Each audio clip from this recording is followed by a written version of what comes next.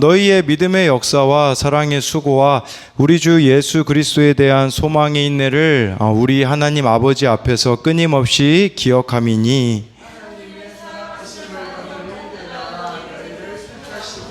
아멘. 우리 옆 사람과 인사하겠습니다. 주님의 이름으로 사랑합니다.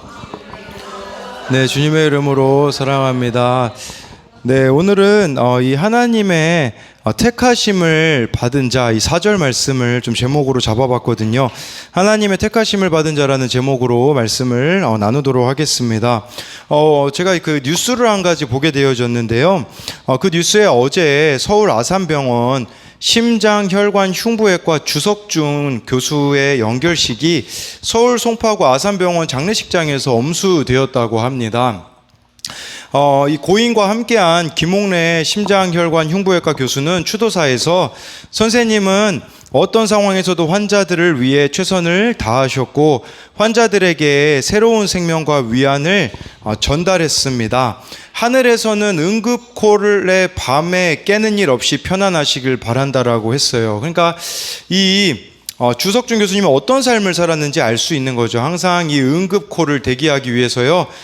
집도요. 병원에서 10분 되는 거리에다가 이제 얻고서는 이렇게 응급콜이 이렇게 일어나면 그렇게 달려오셨다고 해요. 그때도 이 돌아가신 것도요, 그 횡단보도에서 이제 덤프트럭에 의하여서 이렇게 돌아가셨는데, 이때도 또 그런 응급 환자를 위해서 가는 길이 아니었을까 생각을 하는데, 그런데요, 그 영상을 보는데요, 한 가지 제 눈길을 끈 게 있어요. 이러면 말하지 않아도 전도가 되겠구나 싶었는데, 딱 그 장례식장을 비춰주는데 거기 이렇게 써 있더라고요. 십자가가 그려져 있고 주석중 집사라고 써 있더라고요. 따로 말하지 않아도 저 사람 저런 모습을 보면 예수님 믿지 말라고 해도 믿겠다라는 생각을 하게 되었어요. 우리가 지금이 예수님이 증거되기 참 어려운 시대를 살아가고 있다라고 말하는데 핑계라는 생각이 들더라고요. 진짜 우리가 말씀에 근거한 삶을 살아간다면, 다른 사람을 위해서 나를 내어주는 삶을 살아간다면 말하지 않아도 다른 사람이 알아채지 않을까, 말하지 않아도 저 사람이 믿는 예수 나도 믿고 싶지 않을까, 이런 생각을 좀 해보게 되었습니다. 우리가 핑계댈 수 없는 이유는요, 오늘 이 데살로니가 전서, 데살로니가 교회에 사도 바울이 쓴 편지입니다. 데살로니가 이 지역은요, 너무나도 잘 먹고 잘 살고 풍요로움 가운데 사는 그런 지역이었습니다. 그 가운데 사도 바울이요, 3주밖에 복음을 전하지 못했어요. 왜냐하면 유대인들의 방해가 극심했기 때문에 3주만 복음을 증거하고, 바울도 그런 생각이 든 거죠. 3주밖에 복음을 못 증거했으니, 사도행전에 보면 나오거든요. 3주밖에 내가 복음을 못 증거했으니 이제 여기는 열매가 없을 거다라는 생각을 했는데, 디모데를 보내보니까 그 3주 만에 복음을 듣고 교회가 세워지고 믿음으로 그 환난 중에도 살아가고 있는 자들이 있었다라는 것이에요. 그 모습을 본다면 우리는 핑계댈 것이 아무것도 없지 않을까, 이런 생각을 해보게 되었거든요. 오늘 이 말씀을 통해서 내가 하나님의 택하심을 받은 자라면 어떻게 살아가야 될지 우리 3절 말씀을 통해서 세 가지를 살펴보도록 하겠습니다. 첫 번째로요, 하나님의 택하심을 받은 자는 믿음의 역사를 이룹니다. 우리 3절 말씀 같이 읽어보겠습니다. 시작. 우리 주 예수 그리스도에 대한 소망의 인내를 우리 하나님 아버지 앞에서 끊임없이 기억함이니. 이 세 가지를 보려고 합니다. 믿음의 역사, 사랑의 수고, 우리 주 예수 그리스도에 대한 소망의 인내, 이 세 가지를 우리가 오늘 살펴볼 텐데요. 첫 번째는요, 믿음의 역사입니다. 여러분들이 하나님의 택하심을 받았다면 믿음의 역사를 이루는 삶을 살아가게 되어집니다. 이 믿음의 역사라고 하니까 조금 좀 두루뭉실하잖아요. 제가 그 세번역 성경으로 보니까 믿음의 행위라고 나와 있더라고요. 우리 그래서 야고보서에 그런 말씀이 있잖아요. 행함이 없는 믿음은 죽은 것이다 라는 것처럼, 우리가 하나님께 대한 바른 믿음을 갖는다면요, 당연히 삶으로, 행위로 나타날 수밖에 없다라는 것이에요. 저는 이 말씀이 6절하고도 좀 연관되어 있다라는 생각을 했거든요. 데살로니가전서 1장 6절인데요. 우리 같이 읽어볼게요. 시작. 또 너희는 많은 환난 가운데서 성령의 기쁨으로 말씀을 받아 우리와 주를 본받는 자가 되었으니. 네, 데살로니가 교인들이 마주하고 있는 현실은 많은 환난이었습니다. 그 가운데 성령의 기쁨으로 말씀을 받았다라고 말씀해주고 있어요. 고난의 환경이라고 할 수 있겠죠. 여러분, 우리들에게 가장 좋은 환경은 무엇일까요? 겸손한 환경입니다. 겸손한 환경은 좋은 환경일까요? 나쁜 환경일까요? 나쁜 환경일 가능성이 큽니다. 여러분, 한번 보세요. 내가 원하는 대학에 예를 들어서 지금 고3 아이들이 많이 이제 시험 그 수능을 준비하고 있지 않습니까? 자기가 원하는 대학에 한 번에 들어가면 그 아이들이 정말 하나님을 잘 섬길까요? 떠나는 아이들이 대부분입니다. 그러니 김양재 목사님이 그 부태떨감이라는 말을 만들었잖아요. 붙으면 회개해야 된대요. 대학을 한 번에 붙으면. 얼마나 내가 믿음이 없으면 대학을 한 번에 하나님이 붙여주시냐. 예, 떨어지면 감사하래요. 오히려 재수생을 한 16년, 17년 동안 김양재 목사님이 말씀으로 가르쳐 보니 그 아이들이 나중에 재수생 이 시간을 거치고 원하는 대학에 들어갔을 때도 하나님을 떠나지 않는다라는 거죠. 왜냐하면 이 재수생이라는 겸손한 환경이 있기 때문이라는 것이에요. 우리도 이 겸손한 환경은요, 여러분들이 원하지 않는, 내가 보기에는, 세상적으로 보기에는 나쁜 환경이 오히려 하나님 앞에서는 겸손한 환경이 될 수 있어요. 왜 겸손한 환경이냐? 그 이유는 바로 말씀이 들리기 때문이에요. 많은 환난이 있기 때문에 성령의 기쁨으로 말씀을 받는다라는 것이에요. 여러분, 우리가 환난이 없으면요, 성령의 도우심을 의지할까요? 성령이 주시는 기쁨을 누릴까요? 아닙니다. 세상의 기쁨을 추구하게 될 것이며, 말씀이 들려지겠습니까? 들려지지 않는다라는 것이에요. 그래서 이 환난이, 이 고난이 우리에게는 겸손하게 하는 환경이자 축복이다라는 것입니다. 저도 한번 그런 생각을 좀 해봐요. 코로나 전에 그때 막 청소년들이 50명, 60명 모일 때가 있었거든요. 만약에 그대로 쭉 갔으면 제가 어떻게 됐을까? 이런 생각을 해보거든요. 그때 망하는 사건이 없었다면요, 지금처럼 말씀을 깨닫지는 못했을 겁니다. 저에게는 아이들이 다 떠나는 이 망하는 사건이 경험됨으로써 환난 가운데 처하게 되어지고, 그것이 저를 겸손하게 하였고 말씀이 들려지게 하였다라는 것입니다. 여러분, 하나님은요 100% 오르신 분이에요. 100% 오르신 분이라는 것은 내가 원치 않는 환경과 사건과 문제들을 통해서도 여전히 나에게 주시고자 하는 메시지가 있다라는 것이에요.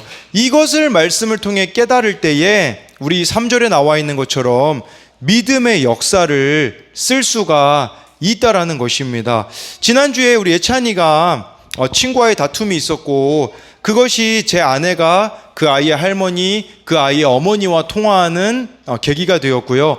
어제 그렇게 예찬이랑 그 친구랑 이렇게 시간을 보낼 수가 있게 되었거든요. 그 당황스러운 사건 속에서 하나님의 일하심을 볼 수가 있었습니다. 그렇기에 어떤 사건이 찾아온다고 할지라도 그렇게 생각하셔야 돼요. 아, 하나님이 나에게 지금 깨닫기를 원하시는 게 있구나. 나에게 주시고자 하는 메시지가 있구나 라고 생각하며 말씀 앞에 나아가셔야 한다라는 것입니다.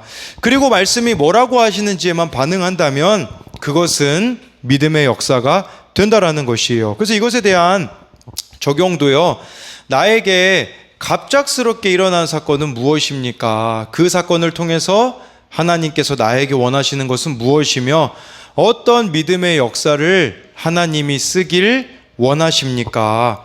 두 번째로요, 하나님의 택하심을 받은 사람은요, 사랑에 수고를 합니다. 우리 3절 말씀 한 번 더 읽어보도록 하겠습니다. 시작.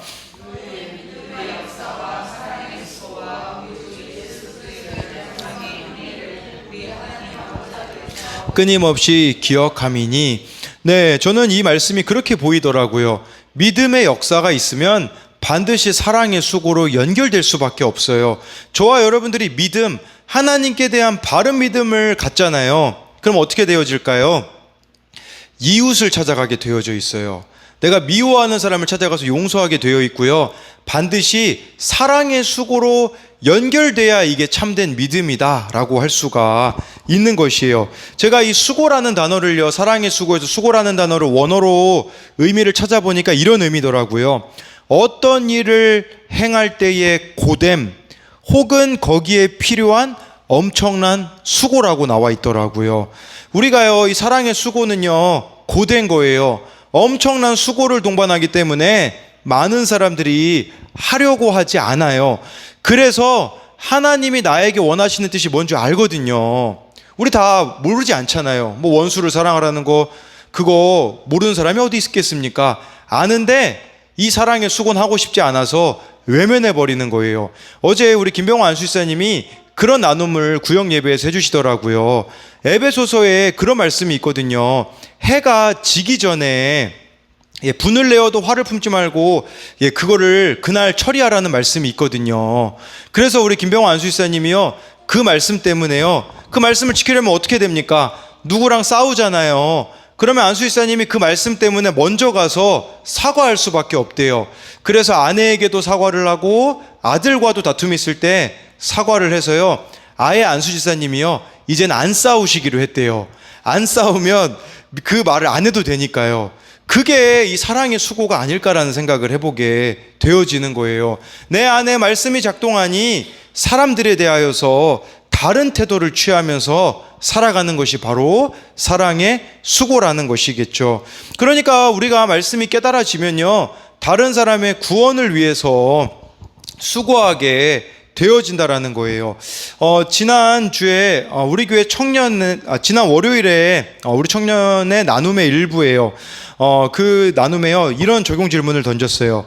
하나님 앞에서 적용하기로 약속한 것들을 성실히 지키고 있습니까? 근데 이 청년의 나눔은 주일학교 학생과 매주 큐티하기로 했는데 지키지 않았던 부분이 있었다. 어제 그 아이 어머니와 대화를 하게 되었는데 그 아이와 화요일, 목요일, 토요일, 평일은 오후 7시 30분, 주말은 오후 시간에 큐티해도 되냐고 여쭤봤다. 그런데 그 아이 어머니께서 좋다고 하셨고 허락하셨다. 그래서 이번 주 화요일, 목요일, 토요일 시간을 하나님께 드려서 그 아이와 큐티를 진행하려고 한다. 타협하지 않고 그 시간들을 하나님께 드리며 나아가기로 결단한다. 이것을 큐티에 쓴 이유는 타협하지 않고 지키기 위함이다. 이번 주 화목토 시간에 큐티를 진행하고 다음 주부터는 다시 시간을 정해서 일주일에 2번 정도 진행하는 것으로 하여 타협하지 않고 할 수 있는 날들로 정하여 나아가야겠다. 말씀이 깨달아졌을 때 사람에게 나아가게 된다라는 걸 말씀드리는 거예요. 우리 교회 청소년부 교사들도요, 매주 일주일에 한 번씩 청소년부 아이들하고 전화 통화를 하고 말씀 나눔을 하거든요. 저도 3명의 아이들과 매주 연락을 합니다. 그런데 하나님과 제가 어떤 관계를 맺는지는 어떻게 아는 줄 아십니까? 그것은요, 내가 이 맡겨진 3명 아이들에게 전화하고 싶으냐 싶지 않느냐를 보면 알 수 있어요. 내가 이 아이들하고 전화하고 싶지 않잖아요. 귀찮게 느껴지잖아요. 그러면 믿음의 역사가 잘못 쓰여진 거예요. 하나님과 바른 관계를 맺고 있는 것이 아니기 때문에 이 이웃에게 다가가고 싶은 마음이 내 안에 없는 것이죠. 근데 제가 하나님과의 관계가 바르게 되잖아요. 그러면 아이들하고 전화하는 게 즐겁고, 이번 주는 누구를 만나야 되지? 라고 말하며 사랑의 수고를 하게 되어지는 것을 보게 되었습니다. 분당 우리 교회 이찬수 목사님이 지지난주에 설교하시는 내용에 이런 내용이 나오더라고요. 이찬수 목사님이 인천에서 목회하시는 주승중 목사님의 그 설교를 듣다가 가슴이 먹먹한 이야기를 들었다고 해요. 인천에 사시는 믿음 좋은 노부부가 있었다고 합니다. 그런데요, 이게 코로나 때 일인데 이 부부가 코로나19가 터진 그해 여름에 겪었었던 일이라고 해요. 코로나가 터졌을 때 기억나시죠? 그때 이제 사회적 거리 두기 때문에 모든 식당들이 다 타격을 받을 때였다고 합니다. 이 집사님 부부가요, 교회를 갔다가 이제 가까이 있는 식당들이 다 문을 닫자 어느 식당에 들어갔는데 분식집이었다고 해요. 그래서 이 부부가 분식집에 들어가 보니 식당에 아무도 없었다고 해요. 근데 그 주인이 있냐고 이렇게 묻자 작은 방에서 주인이 나왔다고 합니다. 보니까 얼굴이 너무 안 좋더래요.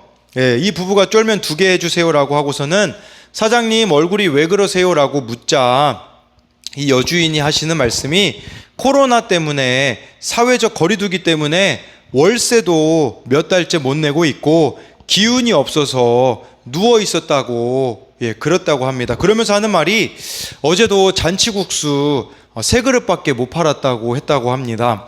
그래서 이 쫄면을 주인이 만들어서 가지고 남편이 먼저 먹는데 남편이 한 젓가락 먹더니 아내에게 이렇게 말했다고요. 여보, 쫄면이 맛이 갔어. 그래서 이 아내가 확인해 보니까 콩나물이 상한 거예요. 너무 안 팔리니까 뭐 콩나물을 이렇게 해놔도 안 팔리니 아마 그렇게 방치했겠죠. 그래서 남편이 주인을 부르려고 하는데 아내가 이렇게 얘기했다고 해요. 긴급하게 사인을 주면서 여보, 콩나물만 빼면 괜찮으니까 우리 그냥 먹읍시다.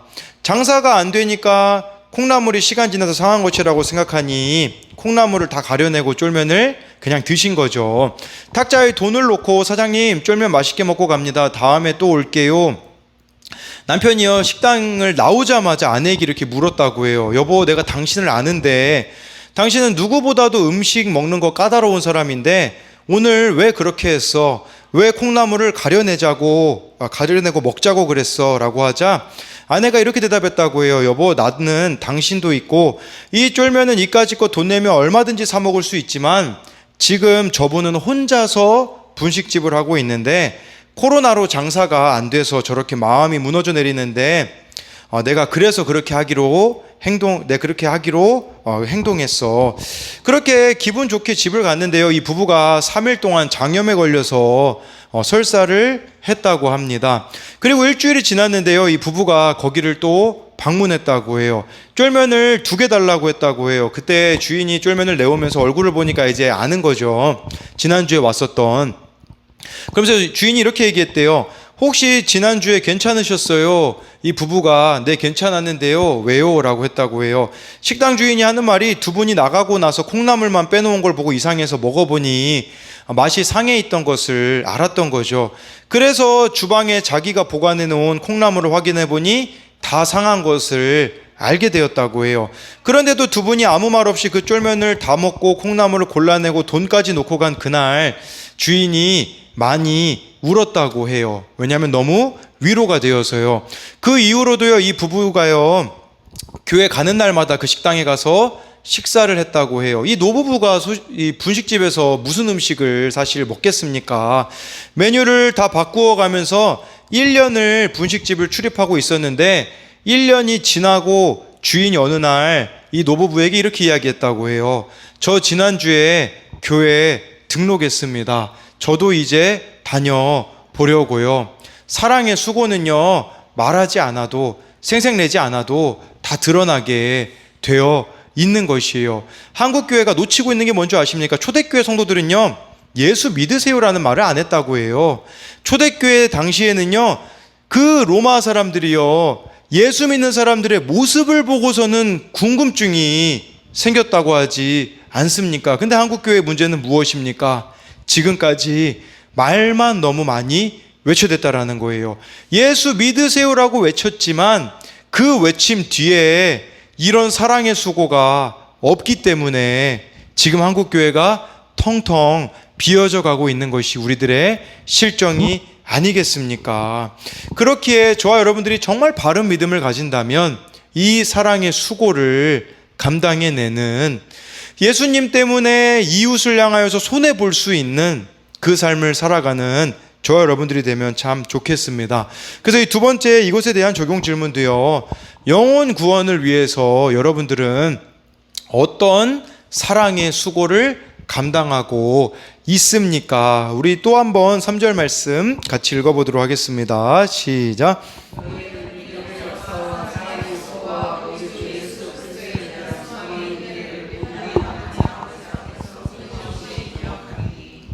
네, 이 말씀 보니까요, 세 번째로요, 하나님의 택하심을 받은 자는 예수님으로 인해 소망의 인내를 하는데요, 여기서 말하는 주 예수 그리스도에 대한 소망의 인내라는 것은 예수님이 부활하실 것을, 재림하실 것을 믿는 것을 말하는 것이라고도 할 수 있고요, 우리에게는 그런 의미도 되겠죠. 진짜 천국이 있는 것을 믿는다면 네, 믿음의 역사, 사랑의 수고, 소망의 인내를 해야 한다라는 것입니다. 여러분, 이 인내라는 단어, 네, 이거를 제가 원어로 이제 그 헬라어로 보니까 같은 단어를 쓴 적이 있더라고요. 제가 많이 여러분들에게 설명드렸던 구절인데요. 로마서 5장 3, 4절 말씀을 같이 읽어보도록 하겠습니다. 시작. 다만 이뿐 아니라 우리가 환난 중에도 즐거워하나니 인내는 연단은 소망을 이루는 줄 알미로다. 여기 나와 있는 이 인내가 아까 이 데살로니가 전서에 나와 있는 소망의 인내라는 단어와 같은 단어가 쓰여 있습니다. 환난이라는 말은요, 짜내다, 누르다, 분쇄하다라는 뜻이에요. 그러니까 우리를 막 자아를 또 우리의 삶을 누르고 짜내고 산산조각 내는 일들이 환난인 거죠. 그때 우리는 무슨 생각을 합니까? 우리가 생각하는 것은요, 힘든 예를 들어서 일들이 생기면 여러분 어떤 생각을 해요? 이런 생각을 하죠. 하나님 앞에 이렇게 기도할걸요. 환경 바꿔주세요. 상황 바꿔주세요. 사람 바꿔주세요. 이거 하잖아요. 내가 선택한 배우자인데도 마음에 안 들면 어떡합니까? 제가요, 예전에 박보영 목사님 설교를 듣는데요. 박보영 목사님 마가다락방에 어느 분이 기도하러 올라오셨대요. 왜 기도하러 올라오셨냐? 며느리가 마음에 안 든 거예요. 이 시어머니가요. 그래서요, 뭐라고 기도하냐? 저 며느리랑 내 아들이 이혼하게 해달라고 그렇게 기도하러 올라왔대요. 그래서 기쁨으로 내려가더래요, 박보영 목사님이. 그래서 응답 받으셨습니까? 물어보니까요, 응답 받았대요. 하나님이 이혼하라고 했대요. 말도 안 되는, 성경에 기록되어 있는데 말도 안 되는 거죠. 그러니까 이게 우리의 모습일 수 있어요. 환난 같은 거 오잖아요. 그러면 그냥 다 바꿔달라고 하는 거예요. 내가 바뀔 생각은 전혀 안 하고요. 근데 여기서 환난이 인내를 낳는다고 하잖아요. 이 인내는요, 뭐뭐 밑에서 참고 견디다라는 말이에요. 여러분들을 정말 힘들게 하는 사람 밑에서 견뎌야 된대요. 내가 바꾸고 싶은 그 상황에서 견뎌야 된대요. 내가 바꾸고 싶은 그 환경에서 내가 바꾸고 싶은 그 사람 밑에서 견뎌야 한다라는 거죠. 왜냐하면요, 그렇게 인내로 견뎌야 연단을 낳기 때문이에요. 연단이 무엇인 줄 아십니까? 이 연단이라는 것은요, 인격이에요. 더 구체적으로 말하면요, 하나님이 원하시는 뜻은요, 내가 바뀌는 거예요. 환난 중에요, 그 밑에서 인내하며 내 자신이 하나님 앞에 변화되기를 원하는 이 연단이라는 단어가 바로 인격이죠. 어떤 인격으로 바뀌기 원합니까? 예수님 닮은 인격으로 바뀌기 원하는 거예요. 여러분, 하나님이 우리에게 원하시는 것은요, 가장 큰 기도 응답이 뭔지 아십니까? 내가 바뀌는 거예요. 그게 바로 소망을 이루는 삶이라고 말씀해 주고 있잖아요. 진짜 저와 여러분들이 천국을 믿으면요, 예수님을 믿으면 어떤 일이 벌어져야 되겠습니까? 내가 바뀌는 삶이 되어져야 한다라는 것이에요. 근데 이게 안 이루어지니까 우리 삶이 해석이 안 되어지는 거죠. 맨날 다른 사람만 바뀌라고 외쳐대니 내 삶이 자기 연민과 원망과 불평에 가득 찬 채로 살아갈 수밖에 없는 것이겠죠. 네, 이 모습을 보면서 우리가 한번 적용해 볼 수 있는 것도 이런 부분이죠. 내가 변화되라고, 내가 깨달으라고 하나님께서 허락하신 사건은 무엇입니까? 혈기로 반응하고 있습니까? 인내하고 있습니까? 제가 이걸 보면서 좀 들었던 생각이 있어요. 그것은 무엇이냐면요, 어제 어느 목사님을 만났어요. 그 목사님은 제가 이제 외부 사역을 하고 있기 때문에 그 외부 사역을 제가 지지난주에 정리를 했거든요. 근데 이 목사님이 마지막으로 밥이라도 좀 같이 먹었으면 좋겠다 해가지고 어제 가서 만나고 왔거든요. 좀 두 가지를 좀 깨달았던 것 같아요. 한 가지는 뭐였었냐면요, 이 목사님이 자신의 어머니 이야기를 하시더라고요. 어머니가요, 신앙이 옛날부터 열심의 특심이셨다고 해요. 지금도요, 하루에 3시간씩 기도하신대요. 근데요, 이 목사님, 아들인 이 목사님이 자기 어머니를 뭐라고 평가하는 줄 압니까? 이렇게 평가하시더라고요. 우리 어머니는 교회에서는 천국인데 가정에서는 지옥이라고 표현을 하시더라고요. 왜냐하면 남편이 막 술 먹고 방황하니까 이혼을 했거든요. 그러니까 이 아들 목사님이 뭐라고 이야기하시냐면 그렇게 기도한들 무슨 소용이 있냐고 하시더라고요. 도대체 무슨 말씀을 듣고 은혜를 받고 있는 건지 의문이라고 하시더라고요. 진짜 말씀이 바르게 작동되면, 진짜 바른 기도를 하면 답 알고 있잖아요. 우리 뭐 해야 됩니까? 그 혼자 된 남편 찾아가서 관계를 회복하는 게 그게 바른 믿음이 아니겠습니까? 이런 부분들을 우리 대해서 좀 저도 다시 한번 생각해 보게 되어지더라고요. 또 한 가지는요, 그 목사님이 저에게 보여준 모습이었었어요.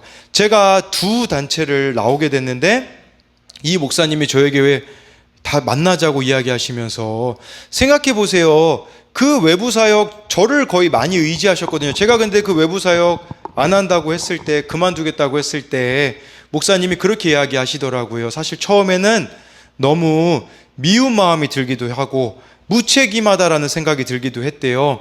그런데 이 목사님이 그걸 가지고 하나님께 갔대요. 하나님께 나아가니까 아내가 했던 말이 생각나더래요. 이렇게 단체를 운영하는데, 다음 세대를 위한 단체를 하고 있는데 우리 교회에는 청소년이 없지 않나, 우리 교회에는 청년들이 없는데 이거 다음 세대 지금 사역하는 게 맞지 않는 것 같다라고 하면서, 그때 그 사모님이 1월 달에 이야기한 게 생각이 되어서 목사님이요, 자기 자신을 바꾸기로 하셨다고 하더라고요. 그러면서 저에 대하여서도 어떤 원망과 미움을 갖는 게 아니라 하나님이 멈추신 거다라고 이야기를 해주시더라고요. 이 모습을 보면서요, 제가 깨달은 것은 뭐냐면, 어떤 어려움이 있으면 하나님께 가지고 나아가야 되는데 하나님께 안 가지고 가니까 낙심되는 거 아니겠습니까? 혈기로 반응하고 있는 거 아니겠습니까? 저희 우리 한 청년이 있거든요. 지금 다음 달에 재판이 있어요. 그 재판이 있어서 지금 검사는 1년형을 내렸다고 하는데, 제가 지난주에 만났는데 너무 이 태도가 제가 보기에는 뻔뻔해 보이는 거예요. 아마 이거 변호사가 있으니까 잘 넘어갈 거라고 생각을 하고, 그런데 제가 이제 이 청년에게 그런 얘기를 했거든요. 나는 너에게 탄원서를 써줄 수가 없다. 탄원서 내가 써주기를 원하면 너 토요일 날 청년부 모임 나오고 주일 지켜라. 얘가요, 청년부 모임도 안 나오고 주일도 안 나왔거든요. 제가 어떤 생각을 가졌는지 아세요? 내일이 얘가 그 오케스트라 얘기 다 했네요. 누군지. 오케스트라, 그 오케스트라가 있는데, 저보고 와달라고 갖고 왔거든요. 근데 제가 그 시간이 딱 비거든요. 무슨 생각을 가진 줄 아세요? 안 가야지, 이 괘씸한 놈. 이런 생각을 제가 가진 거예요. 아니, 그렇게 내가 그 구치소도 찾아가고 그렇게 사랑을 하고 이제는 좀 변화될 때가 됐는데, 그냥 내 말을 못 알아듣는, 들으려고 하지 않는 그 아이의 모습을 보면서 혈기로 제 감정대로 반응하려고 하는 모습을 보면서 어제 만난 그 목사님이 생각나더라고요. 제가 그 목사님을 생각하니까 그런 마음이 들더라고요. 저렇게 나를 소중히 여기면 내 마음도 이렇게 바뀌는데, 답 알고 있잖아요. 여러분, 사람 바꾸는 방법 뭔지 알잖아요. 내 생각 쏟아내고 내 방법, 그런 게 아니라 내 방법과 정반대되는 십자가의 길을 선택해야 되는 거 알면서도 불구하고 여전히 내 생각이 더 옳다라고 내 마음대로 그렇게 반응하고 있으니 변화의 역사가 전혀 이루어지고 있지 않는 그 모습이 저와 여러분들의 모습이 아니겠습니까? 문제를 가지고 하나님 앞에 안 가지고 가고 있기 때문에 낙심이 되는 거예요. 두 번째는요, 제가 깨달은 것은 뭐냐면, 어제는 또 무슨 사건이 있었냐면, 우리 구역 모임에 이제 우리들 교회에서 이렇게 오신 분이 지지난주 모임에 오셨다가 이제 어제는 연락을 해보니 다른 교회도 한번 갔다가 이제 그때 교회가 정해지면 오시겠다라는 그 얘기를 들었고요. 또 우리 교회 그 유튜브 있잖아요. 그 순봉 아름다운 교회가 우리들 교회 갔다 오니까 구독자가 한 300명이 늘었어요. 원래 170명이었다가 지금 400, 거의 한 80, 488명이었거든요. 근데 어제 무슨 일이 있었냐? 구독자가 한 명이 사라졌어요. 그래서 487명이 됐고 오늘 아침에는 또 486명이 되더라고요. 제가 생각해 보세요. 170명이었다가 그 숫자가 되는데 막 한두 명 줄어드는 게 막 되게 신경 쓰이더라고요. 그러면서 하나님이 저에게 깨닫게 해주신 것은 뭐냐면 너 교만하다였었어요. 그러니까 우리들 교회 거기 한번 갔다 오니까 제가 무슨 생각을 하냐면 와, 이제 우리들 교회에 그 분들이 많이 오시겠다. 또 그런 얘기를 들었어요, 실제로. 이 천안 아산 지역에 우리로 말하면 그 구역, 우리들 교회 그 구역 그 목장 모임이 있거든요. 거기에 어느 목사님이 저에게 전화를 주셔가지고 여기 교회에 오시고 싶은 분들이 많대요. 그러니 제가요, 어떻게 됐을까요? 교만해졌죠. 교만해진 거 어떻게 알 수 있는 줄 아세요? 하나님과의 관계 맺는 거 보면 알 수 있어요. 예전에는 하나님하고 관계가 아침에 8시까지 교제하던 것을요, 이제는 그냥 7시 되면 일어나는 거예요. 그리고 예전에는 그 밤에 자기 전에 하나님하고 3층에서 교제했는데요, 이제는 그냥요, 얼마나 제가 뻔뻔해졌는가, 거실에 앉아가지고 기도 조금 하고서 그냥 들어가서 자는 거예요. 이게 교만해진 태도인 거죠. 보니까 낙심이나 교만은요 똑같더라고요.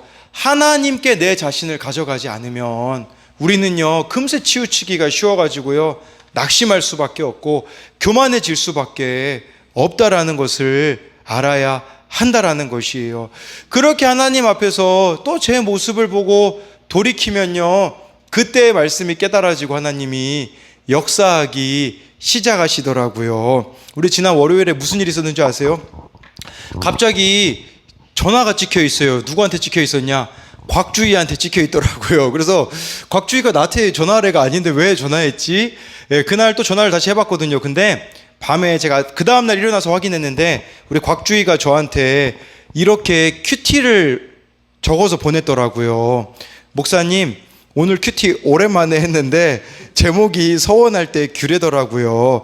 읽어보면서 저는 기쁜 마음으로 헌금을 드리나 11조는 떼먹고 있나를 생각해 봤는데 하나도 제대로 지키는 게 없더라고요. 요즘 제가 다시 하나님하고 멀어지고 세상으로 다시 돌아가는 것 같아서 마음도 찔림이 많고 그만큼 고난도 주시는 것 같아요. 저번 주에 예배 때 목사님이 설교 중에 월요일부터 토요일까지 세상에서 즐기다가 주일 때 회개하고 다시 월요일에 세상으로 돌아가고 있지 않는가라고 하셨는데 정말 마음에 와닿았어요. 하루아침에 사람이 달라지진 않겠지만 조금씩 줄여나가고 그 시간에 더 기도하고 하나님께 의지하는 제가 되겠습니다 라고 이렇게 주의가 나눔을 보내왔더라고요. 그러니 제가 하나님 앞에 바로 서 있으면 하나님이 일하시는 건데 저는 그게 안 되어 있으니 또 오늘 이 제 교만함을 깨달으니까 제가 양육하고 계시는 집사님이 있거든요. 제가 전화를 드려야 돼요. 이번 주 언제 만날까요? 근데 오늘은 직접 전화가 와서 목사님 오늘 저녁에 시간 되는데 몇 시에 만날까요? 라고 이야기를 해서 오늘 밤 8시 반에 가서 그분을 또 말씀으로 양육하기로 했거든요. 그 과정을 통해서 제가 깨달은 것은 뭐냐면 문제는 나구나. 내가 하나님 앞에 바로 서 있기만 하면 되는데 내가 하나님 앞에 변화되어지기만 하면 우리 하나님께서 역사하시는 건데 여러분 사도 바울이요 데살로니가 교회에 3주 복음 전했어요. 3주. 근데 3주 만에 데살로니가 교회가 세워졌다라니까요. 왜 그랬을까요? 사도 바울이 그런 고백을 하잖아요. 성경을 잘 읽어보세요. 나는 날마다 죽노라라는 고백을 하잖아요. 늘 하나님 앞에 자기 자신을 바로 세우고 있으니 늘 자기 자신을 하나님 앞에 돌이키는 삶을 살아가니 영혼 구원의 열매가 맺혀질 수밖에 없다라는 거예요. 그렇기에 저와 여러분들이요 하나님 앞에 바르게 서 있기만 한다면 우리 주님께서 일하실 것이라는 그 믿음을 가지고 정말 그 소망에 인내를 가지며 하루하루 살아내시는 저와 여러분들이 되기를 소망합니다.